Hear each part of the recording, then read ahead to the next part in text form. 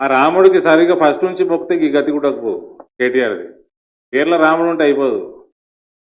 మొక్కుడు చక్కగా మొక్కి ఉంటే ఫస్ట్కి వెళ్ళి రాముడు చేసిన దిశానిర్దేశంలో నడిచి ఉంటే రాత్రి 2 గంటలకు ట్వీట్లు పెట్టరు. ప్రపంచమంతా వండుకున్నప్పుడు హార్డ్ రాక్ మ్యూజిక్ రా చుట్టుపక్కల.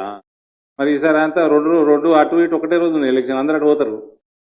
మరి ఈయన కూడా పోతారా? అందరూ అటు పోతారు కదా.